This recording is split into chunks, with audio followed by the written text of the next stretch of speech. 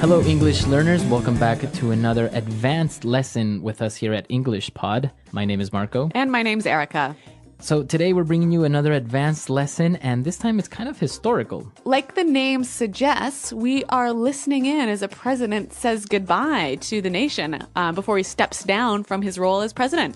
Now, actually, this dialogue is very much based on President Eisenhower's farewell speech. Okay, so a pretty famous. Now, we have to tell you that we did change the speech a little bit, right? Yeah, just a little bit to make it a little bit more understandable, but it's basically what he said to the nation back in 1969. All right, now I will as well tell you that this is a pretty hard dialogue. It is very hard because the structures are a little bit complicated and even to a certain point, a little bit poetic, right? Mm-hmm. So why are we taking this speech as our dialogue? What are we going to learn from this? Well, we're going to learn some structures and some words that you can use maybe on a resignation letter or maybe in a celebration you want to thank Pete for coming. Okay, so we're going to learn some pretty difficult vocabulary, but also learn some really useful structures. Like you said, you could use in a resignation letter or even in a formal speech of your own. Exactly. Now, this presidential farewell speech is divided into two parts. So today we're going to do part one, and then next time we'll finish the speech with part two. So let's listen to President Eisenhower as he says goodbye to the nation, and we'll come back just in a little bit. Good evening, my fellow Americans. 3 days from now, after a century of service to our country, I shall lay down the responsibilities of office as, in a traditional and solemn ceremony, the authority of the presidency is vested in my successor. This evening I come to you with a message of leave-taking and farewell, and to share a few final thoughts with you, my countrymen. Like every other citizen, I wish the new president and all who will labor with him Godspeed. I pray that the coming years will be blessed with peace and prosperity for all. Our people expect their president and the Congress to find essential agreement on questions of great importance, the wise resolution of which will better shape the future of our great nation. My own relations with Congress began on a remote and tenuous basis when, long ago, a member of the Senate appointed me to West Point. I then had the pleasure of building more intimate relationships with Congress during the war and the immediate post-war period. Finally, we have progressed to the mutually interdependent relationship we've had during these past 8 years. Wow, so Eisenhower is a pretty good speaker, isn't he? A good speaker, and well, he said a lot of really nice things when he was saying goodbye. Yeah, pretty inspiring, I thought. Really inspiring, and as we said, there were a couple of different and difficult words and phrases, so why don't we start right now with language takeaway. Language takeaway. Well, Eisenhower said that in 3 days he shall lay down the responsibilities. To lay down the responsibilities. All right, lay down something. Basically, we understand the verb to lay down, right? Yeah, to put it down, to put it on the ground. Maybe. Right. Now, he's using it with responsibilities, which is a little bit strange, but it's kind of like a metaphor by saying lay down arms, to lay down your weapons. Right, and you know what? This is a really common phrase that we would hear, especially when we're talking about, the end of a war or something like that. Mm-hmm. To lay down your arms, yeah. Lay down your weapons. Yeah, so here I think Eisenhower is kind of referencing this and giving us a little bit of poetry in his speech. Right. So it's not that he's quitting. It's not that he's being fired. Yeah. He's just like finishing what he started. Yes, so he's laying down his responsibilities. Now, I think this would be quite an interesting phrase to use, for example, in a resignation letter. Right, so I would say a month from now, I will lay down my responsibilities as manager. Yep. All right, so that sounds pretty good. Now, he said he's going to be laying down the responsibilities in a traditional and solemn ceremony. All right, solemn. Solemn. Now, solemn, what does that mean? What is a solemn ceremony? Well, a solemn ceremony would be a serious, respectful, and a little bit sad ceremony. Okay, so it's a serious matter. It's and it's very respectful, right? Yeah. So you might say, for example, on the 11th of November, when you're remembering the war, you might say something like, "This is a very solemn day." Very good. Mm-hmm. Okay. And the authority of the presidency is vested in my successor. Okay, so interesting verb. No, wait. So interesting word, vested. Vested. The authority vested in my successor. Very good. So this word basically means power that I have by law. Right. So this power, this important power you have is given to you by the law, by the president, by the country. This is a very common word you will hear in a wedding when the priest or the person that's leading the wedding will say, by the power vested in me by the state of California. Yep. I now pronounce you husband and wife. I now pronounce you husband and wife. So he's saying the power that I have given to me by the state of California, I can now make you be married. So here Eisenhower is saying the authority of the presidency is vested in my successor. So the power of the presidency will be given to the next president by law. Exactly. And he also wished the new president and everyone with him, he said, Godspeed. All right, Godspeed. Godspeed. I wish you Godspeed. Now, Godspeed, what does that mean? Well, it's kind of a blessing, you know. It basically means good luck and good fortune. All right. And especially in a journey, right? Yeah, I think you'd almost only use this when someone's going off on a big trip or a journey. So here they're going on the journey of the presidency. Right. So I wish you Godspeed. Godspeed. Very good. And now let's take a look at our last set of words. When he was talking about Congress, he said that his relation with Congress began on a remote and tenuous basis. All right, so two interesting words here, remote and tenuous. Now, remote we understand as being far away or distant. Yeah. What about tenuous, though? But tenuous is kind of unimportant or not really relevant. All right. So actually, this is a pretty high quality, useful and smart sounding word. So I think we should hear a few more examples of how it's used. Example 1. How can you say the Earth is actually getting cooler? That is a pretty tenuous argument. Example 2. John believes that Elvis Presley is still alive. He's got a tenuous hold on reality. Example 3. You're making yourself seem more important than you are. The connection between our company's success and your performance is tenuous at best. All right, so as we said, these are some pretty difficult words that we found in the dialogue. But now I want to go and look at some really interesting formal structures that Eisenhower used here. So let's look at those now in Fluency Builder. Fluency Builder. All right, on Fluency Builder today, we have 3 phrases. And, well, starting with the first one, I think it's one of the most interesting ones. He said, 3 days from now, after half a century of service of our country, I shall lay down the responsibilities of office. All right, so what's interesting about this? If you take a look at the structure, he's saying 3 days from now, which is Future. And then he makes a reference to the past after a half century of service. Okay, so we got future, past. And then again, future. I shall lay down the responsibilities. All right, so this actually is quite a good structure if you're giving a farewell speech, or even I could imagine using this at a wedding. Right. How would you use it in a wedding? Well, I might say 12 hours for now, after a long and beautiful relationship, this couple shall marry. Very good. So you're making reference to the future and then a past event or something that's been going on for a while. And then future again. Why don't we do one more example? So, for example, in a resignation letter, I can say 1 month from now, after 30 years of hard work and dedication to this company, I shall lay down my responsibilities as product manager. All right, interesting. So we can use it, and it sounds good. It sounds very professional and very poetic. Very poetic. Yeah. It sounds nice. Yeah. All right, so that's one interesting structure. Now, why don't we go on to this next kind of very formal and helpful in a very formal speech? Well, President Eisenhower said, "This evening I come to you with a message of leave-taking and farewell." So this evening I come to you with a message of leave-taking and farewell. So it's a very nice way of saying, I'm talking to you today because I am saying goodbye. Yes. So what I really like about this phrase is the beginning part. This evening I come to you with a message of.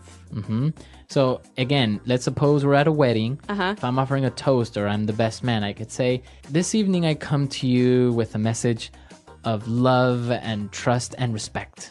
All right. Or maybe if you're the leader of a company, you might say something like, this afternoon I come to you with a message of hope for the future. Very good. And now the part when he says leave taking and farewell, it's basically saying taking leave or taking like a vacation, right? Yeah. And farewell is Goodbye. Goodbye. And what about our last phrase? This is actually a bit of a long one, so I'm going to read it now. Our people expect their president and the Congress to find essential agreement on questions of great importance, the wise resolution of which will better shape the future of our great nation. Okay, great. Now let's take a look at the first part. Basically, he's saying the people expect the president and the Congress to give them answers, right? Or, yeah, to agree on important issues. But in the part when he says the wise resolution of which will better shape the future of our great nation. Yeah, and this is the part I want to focus on, the wise resolution of which. Now, this is a really wonderful sort of formal structure. So we can see what he's doing here. He's talking about the first idea, right? So the president and the Congress need to find agreement on important issues, right? Now, the wise resolution of which, so he's referring back to that idea. So the wise resolution of what? Of the essential agreement on questions of great importance. Right. So really useful structure. Why don't we hear a few more examples of this? Example 1. We now face a great challenge, the overcoming of which lead us all to untold riches and success. Example 2. We as a company now face our most difficult months to date, the outcome of which will determine our company's future. Example 3. The ambitious plan to reduce poverty, the start of which was launched last Tuesday in New York, will require a huge investment of taxpayers' dollars. All right, so as you can hear from the examples, we have the main idea, and then he passes on, but then kind of refers back to it again. Yeah, and this sounds quite formal, but also quite literary and intelligent, doesn't it? Yeah, it makes you sound well-spoken. Very good. This was quite a difficult dialogue with some really interesting and tricky structures and words. So why don't we hear it one more time all together? Good evening, my fellow Americans. 3 days from now, after a century of service to our country, I shall lay down the responsibilities of office as, in a traditional and solemn ceremony, the authority of the presidency is vested in my successor. This evening I come to you with a message of leave-taking and farewell, and to share a few final thoughts with you, my countrymen. Like every other citizen, I wish the new president and all who will labor with him Godspeed. I pray that the coming years will be blessed with peace and prosperity for all.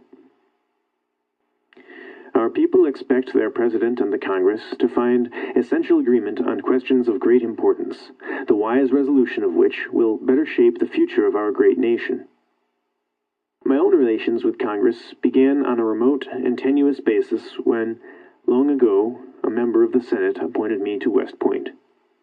I then had the pleasure of building more intimate relationships with Congress during the war and the immediate post-war period. Finally, we have progressed to the mutually interdependent relationship we've had during these past 8 years. All right, we're back, and here with us in the studio we have Pete, the actor in the dialogue of President Eisenhower's presidential farewell speech. He's a pretty convincing actor at that. Not quite. So Pete is going to give us a little bit of insight about President Eisenhower. All right, so what can you tell us about President Eisenhower? Well, he started off as a general. He was an accomplished officer all through the early 20th century, and then he was the supreme commander of the Allied Expeditionary Force in World War II. And so now he's most famous for D-Day. He was leading it? Or he was on the battlefield? No, he was the organizer. He was. Oh, he's kind of like the brains behind the operation. Yeah, and I don't know if you even want to leave this in, but there's a really cool document that he wrote right before the invasion, and it said he basically knew that this was going to go one of two ways, and he wrote down a script to read in case it failed, and he basically said, I'm sorry to inform you that the invasion did not go as planned, and this has set back our war effort. And when the invasion went well, he threw that in the trash, and then one of his aides found that and was like, wow, this is a historical document, and they kept the... Oh, really? Yeah. So they have the copy. Alternate history. All right, so he was an accomplished general, an amazing warrior, but what about his presidency? Well, at the beginning, probably the biggest thing he did was to wrap up the Korean War, which was a vow he made during his campaign, and then he visited Korea. Obviously, the war is still technically on, but they did arrange a ceasefire. Eisenhower built up the interstate highway system, which is one of the big reasons that America was able to become economically successful in the 20th century. He did it basically so that in case of a war, we'd have an easy way of shipping our soldiers and nukes across the country. But but it worked well anyways. Yeah, it's one of these things that pays a side benefit. At least he had to sell it to the country that way. It's very likely that he didn't intend ever to use it that way. But you have to have it's like the war on terror. You got to sell these things. Well, and I guess it's had a huge impact, not only on the economy of the states, but also like the culture and the way that people view the car and its effect on society. Definitely. So pretty influential guy, this Eisenhower. Yeah, and a very historical lesson. It's just a little bit of a culture and maybe some insight on American history. It's not like we're politically active or anything, but yeah, it was some interesting information there, and also, well, he was considered to be a pretty good president. Yeah, he's rated, I wouldn't say among the top 5 or so, but quite accomplished. Well, maybe not the greatest president we've ever seen, but he wrote a pretty good farewell speech, so I think we have that to thank him for. All right, guys, so if you have any other questions or comments, you can come to the website at englishpod.com, and you can leave them there for Erica or I. Okay, so thanks for downloading, you guys, and until next time, goodbye. Bye.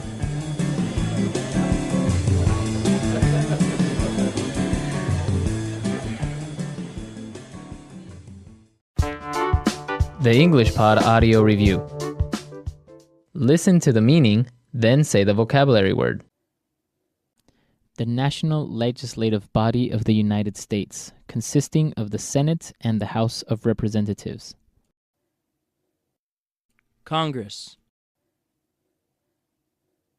Flimsy, weak or uncertain. Tenuous.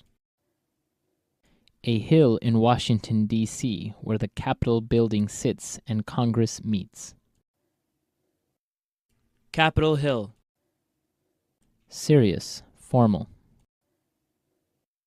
Solemn. To present as a gift or an honor. Confer. Bestow. To give someone the legal right or power to do something. Vest. Difficult to accomplish, strenuous. Arduous. An economic state of growth with rising profits and full employment. Prosperity. A formal statement of agreement. Resolution. Used to wish success to someone who is going away. Godspeed. Let's try that faster. To give someone the legal right or power to do something. Vest. Difficult to accomplish, strenuous. Arduous. Used to wish success to someone who is going away. Godspeed. To present as a gift or an honor. Confer. Bestow. A hill in Washington, D.C., where the Capitol building sits and Congress meets. Capitol Hill. The national legislative body of the United States, consisting of the Senate and the House of Representatives. Congress. Serious, formal. Solemn. An economic state of growth with rising profits and full employment. Prosperity. a formal statement of agreement. Resolution. Flimsy, weak, or uncertain. Tenuous. Now say the word and hear it in a sentence. Tenuous.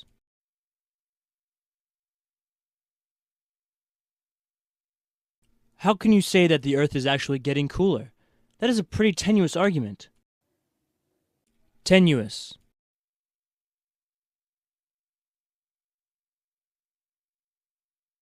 John believes that Elvis Presley is still alive. He's got a tenuous hold on reality. Tenuous.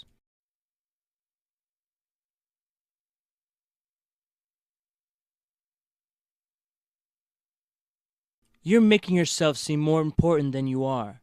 The connection between our company's success and your performance is tenuous at best. Vest.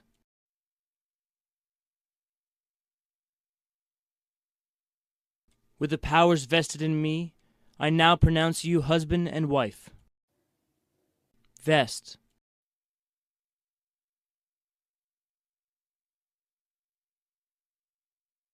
I present you with the key to our city by the powers vested in me as mayor of this great city. Vest. The power to declare war is vested in the Congress. Solemn.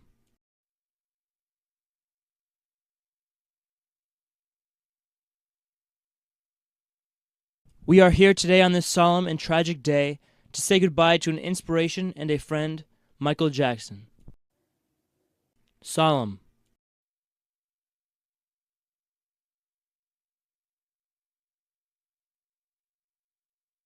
Yom Kippur is a traditionally solemn Jewish holiday that focuses on self-reflection and self-improvement. Solemn.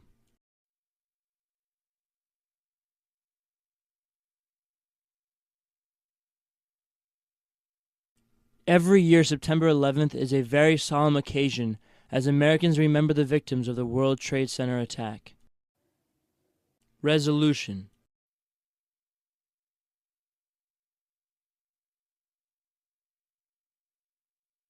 It is paramount that Democrats and Republicans come to a resolution for the economic stimulus plan. Resolution.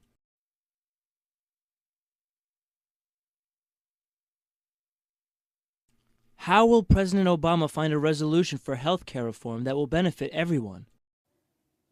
Resolution.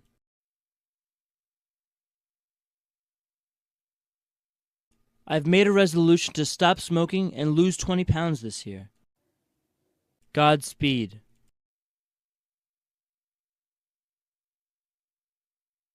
We wish you Godspeed. May you return from your journey safely. Godspeed. Godspeed. When you are fighting for our country, know that your family is proud of you. Godspeed.